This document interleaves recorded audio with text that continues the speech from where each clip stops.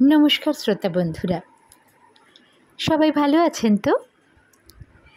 Recitation and more channel থেকে আমি স্বাতী আপনাদের জন্য নতুন গল্প নিয়ে চলে এসেছি। আজকে মজার গল্প, হাসির গল্প, শিবরাম চক্রবর্তীর গল্প পড়ব। আজকে যে গল্পটি পড়ব সেটি হচ্ছে দাদুর ব্যারাম সোজা নয়। মাঝরাতে টুসির দাদুর পেট ব্যথাটা হঠাৎ খুব জোর চাগাড় দিয়ে উঠল। দু হাতে পেট আঁকড়ে হুমড়ি খেয়ে পড়লেন তিনি। এই কলিক, এতেই প্রাণ তার লিক করে বুঝি এক্ষুনি। তার মর্মান্তিক হাঁক ডাক শুরু হয়, টুসি টুসি। টুসি ঘুমোচ্ছিল পাশের বিছানাতেই। জেগে ওঠে সে। কি দাদু, ডাকছো আমায়? এক্ষুনি যা একবার বামাপদ ডাক্তারের কাছে। ছুটে যাবি, বলবি যে মরতে বসেছে দাদামশাই। হ্যাঁ, টুসি ধর্মড়িয়ে উঠে বসে। বলবি যে সেই কলিকটা হঠাৎ ভয়ানক, খুব বাবা গো। ও, সেই কলিক। অনেকটা আশ্বস্ত হয় টুসি। স্টোভে জল ফুটিয়ে বোতলে পুড়ে দেবো তোমায় দাদু, চেপে ধরবো তোমার পেটে। দুধ তোর বোতল, বোতলে যদি কাজ হতো তাহলে লোকে আর ডাক্তার ডাকতো না, বোতলের কাছেই ব্যবস্থা নিত সবাই। উফ, আহ, ওরে বাবা রে, গেলাম রে। দাদুর আর্তনাদে বিকল হয়ে পড়ে টুসি। বামাপদবাবুকে কল দিতে যেতেই হয়, কি আর করা। কিন্তু এই রাত্রিরে, এত রাত্রিরে আসবেন কি ডাক্তার? রাত বিরেতে রাস্তায় বেরোতে টুসি একটু ইতস্তত করে। বেশি কি রাত হয়েছে শুনি? এই তো সবে 2টো, আর এমন কি দূর? দেরি করিস নে, যা। আর্তনাদের ফাঁকে ফাঁকে উৎসাহবাণী বিতরণ করেন ওর দাদু। শার্ট গায়ে, স্লিপার পায়ে তৈরি হয় টুসি। ছোট্ট মানিব্যাগটা পড়ে যায় পকেট থেকে, যথাস্থানে তাকে আবার তুলে রাখে। ফাউন্টেন পেনটাও আঁটে বুকে। এত রাত্রিরে কে আর দেখছে তার কলম? তাহলেও তবুও ছুটতে ছুটতে যাবি, দাঁড়াবি না কোথাও, যাবি আর আসবি। আমি খাচ্ছি, বুঝেছিস? অতঃপর মর্মন্ত যত অব্যয় শব্দ, অপপ্রয়োগের পালা শুরু হয় ওর দাদুর। মা গো, বাবা গো, গেলুম গো, ও আহ, ইস, ছুটতে ছুটতে বেরিয়ে পড়ে টুসি। এক পলকও দাঁড়ায় না আর। প্রথমে খানিকটা সে সব এগিয়েই যায়, কিন্তু ক্রমশই ওর গতিবেগ মন্দীভূত হয়ে আসে। খেয়ে না খেয়ে সে বেশ একটু মোটাই। তাড়াহুড়োর পক্ষে খুব যে উপযোগী তা নয়, অল্পক্ষণেই সে তা বুঝতে পারে। তবু তার দাদুর যে এখন তখন এ কথা ভাবতেই টুসির মন ভারী হয়ে আসে। ভারী পাকে তাড়িত করে দেয়। হাঁপাতে হাঁপাতেই সে ছোটে। এমন সময় রাস্তার এক প্রাণী অযাচিতভাবে এসে টুসির গতিবৃদ্ধির সহায়তায় লাগে। যদিও সে সাহায্য না করলেও টুসির নিজের মতে বিশেষ কোনো ক্ষতিবৃদ্ধি ছিল না। জনবিরল পথ, কোনো লোক নেই কোথাও, একটা মোটরও চলে না রাস্তায়, কেবল ইঁদুররাই এই সুযোগে মহা সমারোহে রাস্তা পারাপার করছে। এধারের ফুটপাত থেকে বেরিয়ে ওধারের অন্দরে গিয়ে সেঁদুচ্ছে, ওদিক থেকে ছুটে আসছে এদিকে। যথাসম্ভব তেজে চলেছে টুসি, ইঁদুরের শোভাযাত্রায় পদাঘাত না করে সব দিক বাঁচিয়ে। এমন সময় একটা কুকুর। ইঁদুরের অন্বেষণে এতক্ষণ ব্যস্ত ছিল সে বোধ হয়, কিন্তু বৃহত্তর শিকার পেয়ে ক্ষীণজীবীদের পরিত্যাগ করতে মুহূর্তের জন্যও সে দ্বিধা করল না। টুসির পেছনে এসে লাগলো সে। ঘেউ ঘেউ ঘেউ। টুসি দৌড়োয় আরও আরও জোরে, আরও আরও আরও তীর বেগে সে ছুটতে শুরু করে। কুকুরও সশব্দে দৌড়োয় টুসির পেছন পেছনে। হাঁপ ফেলবার ফাঁক নেই টুসির, প্রাণপণে সে দৌড়চ্ছে। ফিরে তাকাবার ফুরসত নেই তার। না ফিরেই উদ্ধত আওয়াজ শোনে সে। উদ্যত নখদন্ত নিজের মনশ্চক্ষেই দেখে নেয়। আরও জোরে সে ছুটতে থাকে। ছুটতে ছুটতে তার মনে হয় দৌড়চ্ছে সে এমন আর মন্দ কি। মোটা বলে স্কুলের ছেলেরা দৌড়ের স্পোর্টসে নামাবার জন্য প্রায় ওকে ওস্কায়, কিন্তু এই রকম একটা কুকুরের পৃষ্ঠপোষকতা পেলে প্রথম পুরস্কারই মেরে দিতে পারে সে এক ছুটেই। হ্যাঁ, কিন্তু দরকারের সময় কোথায় তখন কুকুর? এখন যেমন কোনো তাড়া নেই, কুকুরের তাড়নায় ছুটতে হচ্ছে ওকে। ছুটবার মুখে টুসির সম্মুখে এসে পড়ে একটা পার্ক। লোহার সরু সরু করগেট শিকের রেলিং দিয়ে ঘেরা। পার্কের মধ্যে ঢুকে পড়ে হাঁপ ছাড়ে টুসি। কুকুরটা বাইরে দাঁড়িয়ে দাঁড়িয়ে নীরবে নিরীক্ষণ করতে থাকে। বড় একটা উচ্চবাচ্য করে না সে। কি হবে অকারণ ঘেউৎকারে গলা ফাটিয়ে? নিরাপদ বেষ্টনীর মধ্যে শিকার এখন। শিকের রেলিং ডেঙিয়ে কি তার কায়দায় দরজা খুলে ভেজিয়ে ভেতরে ঢোকার কৌশল তো ওর জানা নেই। বাইরে দাঁড়িয়ে দাঁড়িয়ে নিতান্তই জিহ্বা আস্ফালন এবং ল্যাজ নাড়া ছাড়া আর উপায় কি? পার্কের ওধারে একটা গ্যাসের বাতি খারাপ হয়ে দপদপ করছিল, প্রায় নিব্বার মুখেই আর কি। বাতির অবস্থা দেখে দাদুর অবস্থা ওর মনে পড়ে। তাঁর জীবন প্রদীপও এতক্ষণে হয়তো এই বাতির মতোই। ব্যতিব্যস্ত হয়ে ওঠে টুসি। পার্কের ওধারের গেটটা পেরিয়ে বড় রাস্তা দিয়ে খানিকটা গেলেই বামাপদবাবুর বাড়ি। টুসি পার্কের অন্য ধারে যায়। গেটটা আবার কিছুটা দূরেই, অতটা ঘুরে যেতে অনেক দেরি হয়ে যাবে। সামনে রেলিংয়ের একটা শিক বেশ ফাঁক করা দেখতে পায় সে। ছেলেপিলেদের যাতায়াতের সুবিধার জন্যেই বিধাতার দয়ায় নিশ্চয়ই এই ফাঁকের সৃষ্টি। ফাঁকের নেপথ্য দিয়ে ফাঁকি দিয়ে গলে যাবার সোজা রাস্তা নেয় সে। কিন্তু টুসির হিসেবে ভুল ছিল। ঈষৎ মাত্র। ছেলের মধ্যে ধরলেও পিলের মধ্যে কিছুতেই গণ্য করা যায় না তাকে, বরং পিপের সঙ্গেই তার উপমা ঠিক মেলে। কাজেই মধ্যপথে সে আটকে যায়, ঠিক তার দেহের মধ্যপথে।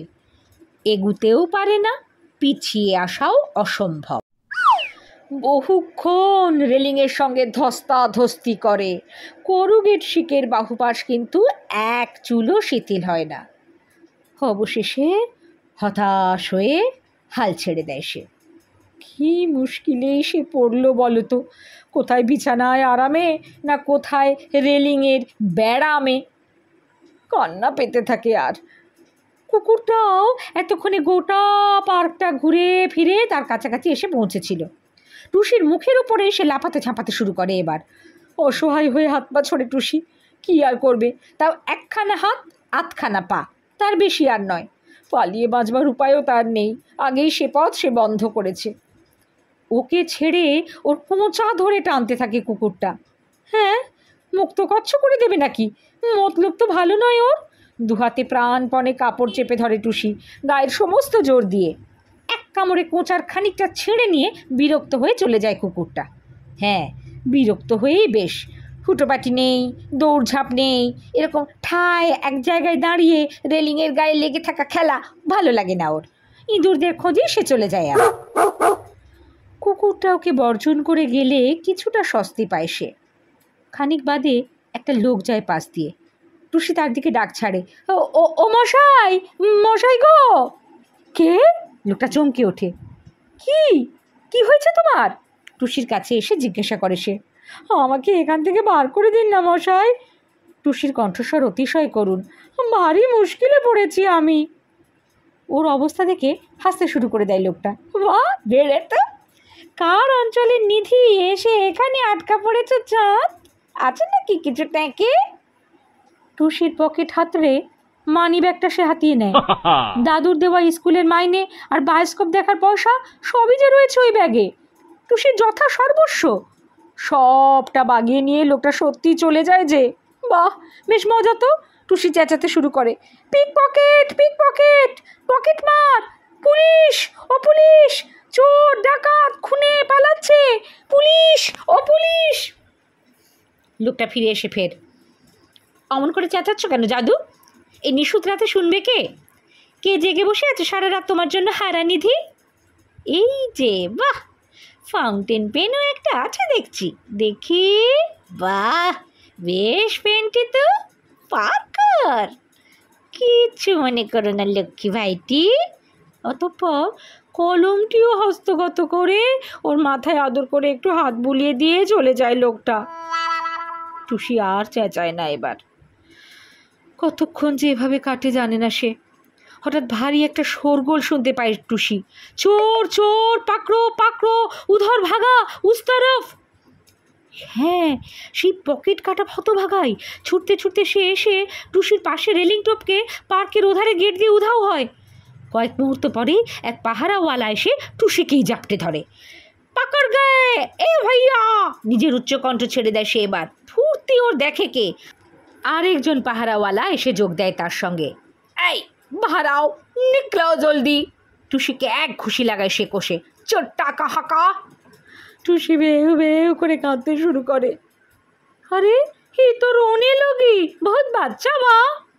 बच्चा हो चाहे सच्चा हो, लेकिन एक ठो को तो थाना में ले जाना पड़े। অপর পাহারাওয়ালাটা বলে, এই চলো থানা মে। থানাতেই তো যেতে চাইছি আমি, টুসি কাঁদতে কাঁদতেই জানায়।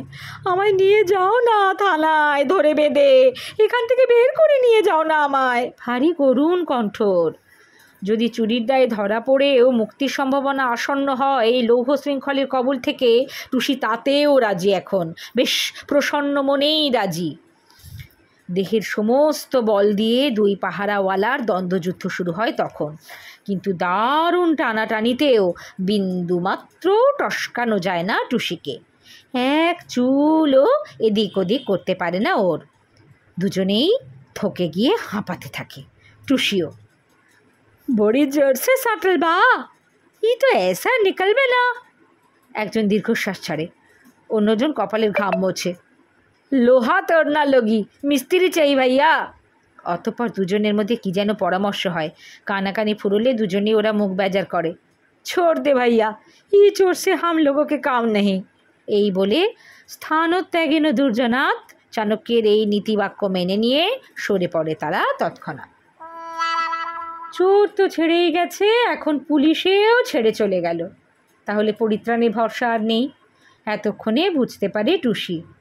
কুকুর, পকেটমার, পাহারাওয়ালা একে একে সবাই ওকে ছেড়ে গেল। সকলের পরিত্যক্ত হয়ে একা সে দাঁড়িয়ে থাকে নির্জন পার্কের একধারে, রেলিংয়ের সঙ্গে একাকার হয়ে একটা আলোর দিকে তাকিয়ে। বাতিটা দপদপ করছে তখন থেকেই। তার দাদুও বোধহয়। ভোর হয়ে আসে, দু একজন করে লোক এসে দেখা দেয় পার্কে। বৃদ্ধ ভদ্রলোক সব আসেন, খবরের কাগজ তাদের হাতে। টুসি ওই তটস্থ অবস্থাতেই নিজের ঘাড়ের ওপর মাথা রেখে অঘোরে ঘুমিয়ে পড়েছে তখন। একজন ভদ্রলোক ব্যাপারটা দেখতে যান। ইশারায় তিনি ডাকেন অপর একজনকে। ফিসফিস আলোচনা শুরু হয় তাদের। সেই ছেলেটাই না, যার নিরুদ্দেশের খবর বেরিয়েছে আজকের কাগজে?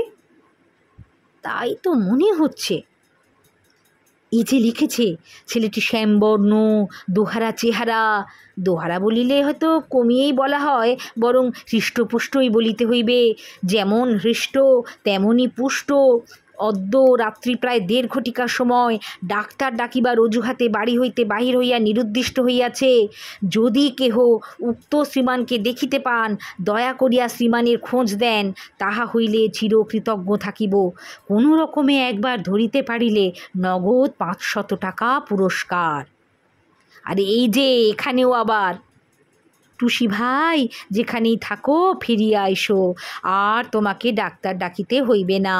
তোমার দাদু আর মৃত্যুশয্যায় নেই, এখন জীবন্ত শয্যায়। সুতরাং আর কোনো ভয় নেই তোমার। কত টাকা চাই তোমার লিখিও, লিখিলেই পাঠাইয়া দিব। আবার এই যে পুনশ্চ, প্রিয় টুসি, তুমি ফিরিয়া আসিলে ভারী খুশি হইব। এবার তোমার জন্মদিনে তোমাকে একটা 2 সিটার কিনিয়া দিব। যেখানে যে অবস্থায় থাকো লিখিয়া জানাইও, মনি অর্ডার করিয়া পাঠাইব। ইতি তোমার দাদু। তাদের একজন খবর দিতে ছোটেন টুসির দাদুকে। বাকি যারা এসে পড়েছিলেন সবাই টুসিকে ঘিরে আগলাতে থাকেন।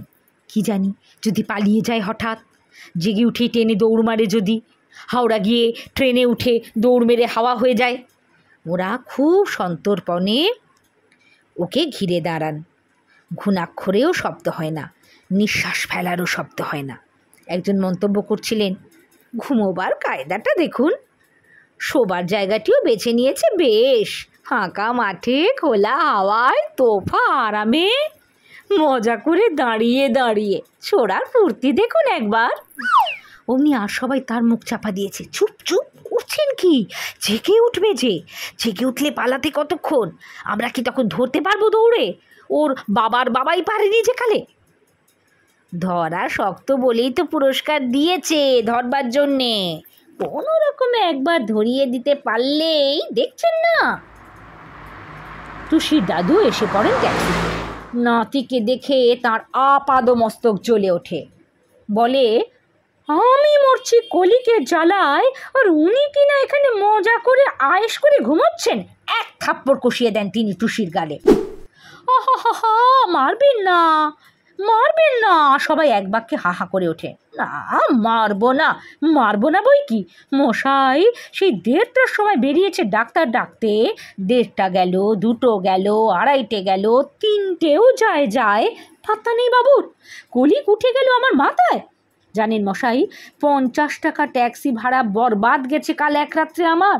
কলিক পেটে নিয়েই সেই রাত্রেই দৌড়, এ থানায়, ও থানায়, সে থানায়, কোনো থানাতেই নেই উনি। এ হাসপাতাল, ও হাসপাতাল, কোথাও নেই। হতাহত হয়ে হাত পা কেটে পড়ে থাকলেও তো বাঁচতুম, কিন্তু তাও নেই। কি বিপদ ভাবুন তো। কী করি?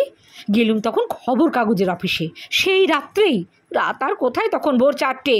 নাইট এডিটারের হাতে পায়ে ধরে মেশিন থামিয়ে স্টপ প্রেস করে 1 মুঠো টাকা গচ্ছা দিয়ে তবে এই বিজ্ঞাপনটা ছাপিয়ে বের করেছি। জানেন, একখানা আনন্দবাজার পকেটের ভেতর থেকে টানাটানি করে বের করেন তিনি। তবেই এই বিজ্ঞাপন বেরোয় আজকের কাগজে। আর আপনি বলছেন কিনা মারবেন না। তিনি আরও বেশি অগ্নিশর্মা হন। মারবো না, তবে কি আদর করবো নাকি বাঁদরকে? চরের চাপটেই চটকা ভেঙে গেছিল টুসির, কিন্তু সবই ওর কেমন যেন গোলমাল ঠেকছিল, মাথায় ঢুকছিল না কিচ্ছুই। কিন্তু এখন চোখের সামনেই স্বয়ং দাদু এবং তাঁর 82 শিক্ষার একত্র যোগাযোগ দেখে তার ফলাফল অচিরেই কতদূর মারাত্মক হতে পারে মালুম করতে বিলম্ব হয় না টুসির। এক ছটকায় নিজেকে ছাড়িয়ে নিতে যায় টুসি লৌহ বেষ্টনীর আলিঙ্গন পাশ থেকে মুক্ত হবার অন্তিম প্রয়াসে। আশ্চর্য, শিকের বগল থেকে সে গলে আসে আপনা থেকেই, অনায়াসেই, চেষ্টা না করতেই একেবারে সুরুত করে চলে আসে। এক রাত্রেই চুপসে আধখানা হয়ে এসেছে বেচারা, কাজেই আলগা হয়ে বেরিয়ে আসতে দেরি হয় না তার। আর দাদুর ঘুষি টুসির কাছাকাছি পৌঁছবার আগেই সে সরেছে উদ্দাম গতিতে। চোখের পলক পড়তে না পড়তে টুসি পার্কের অন্য পারে। রেলিং টপকাবার আমন্ত্রণ অগ্রাহ্য করে, সন্নিহিত আর একটা শিকের উন্মুক্ত আহ্বান উপেক্ষা করে, এমনকি আরেকটা ছেলেপিলের যাতায়াতের ফাঁকের প্রলোভন সংবরণ করেই টুসি এবার সদর গেট দিয়ে বেরিয়ে গেছে শটান। বেরিয়েই ছুট, ডাইনে না বাঁয়ে না, সোজা বামাপদবাবুর বাড়ির দিকে। ওর দাদু এদিকে গজগজ করতেই থাকেন। বাবু এখন বাড়ি গেলেন তো গেলেন, না গেলেন তো ওরই একদিন কি আমারই একদিন। একজন এগিয়ে গিয়ে বলতে সাহস করে, আপনার নাতি যে আবার নিরুদ্দেশ হয়ে গেল মশাই। উনি গর্জন করেন, নিরুদ্দেশ হয়ে গেল বলেই তো বেঁচে গেল এ যাত্রা, নইলে কি আর আস্ত থাকতো? দেখেছেন তো সেই চরখানা, সেই নাতি বৃহৎ চর। তারপরেও কি কোনো নাতির, যতই সে বৃহৎ হোক না, উদ্দেশ পাওয়া যেত এতক্ষণ? গুম হয়ে ট্যাক্সিতে বসেন তিনি। ও মশাই, পুরস্কার, ও মশাই! 2-4জন দৌড়ায় ওর পেছন ছাড়বার মুখে ট্যাক্সিটা ভর ভরাট গলার এক আওয়াজ ছাড়ে, আর সেই সাথে এক রাশ ধোঁয়া ছেড়ে যায় ওদের মুখে। ছোট্ট একটা মজার গল্প শোনালাম আজকে শিবরাম চক্রবর্তীর জাদুভরা কলমে দাদুর ব্যারাম সোজা নয়। এরকম নানান স্বাদের গল্প শুনতে পারবেন আমার এই রিসাইটেশন অ্যান্ড মোর চ্যানেলে। শুনতে পারবেন আবৃত্তি সংক্রান্ত আলোচনা, শ্রুতি নাটক, এসবও। তাই যদি আপনাদের এগুলো ভালো লাগে তাহলে আমার এই চ্যানেলটি সাবস্ক্রাইব করে পাশের নোটিফিকেশন বেলটি অন করে রাখতে পারেন। তাহলে এগুলো আমি যখনই আপলোড করব তার নোটিফিকেশন আপনাদের কাছে পৌঁছে যাবে। যদি আজকের গল্প ভালো লেগে থাকে তাহলে লাইক, শেয়ার করবেন, মতামত জানাবেন। আবার অন্য কোনো দিন অন্য কিছু নিয়ে চলে আসব। ততদিন সবাই ভালো থাকবেন কিন্তু। নমস্কার।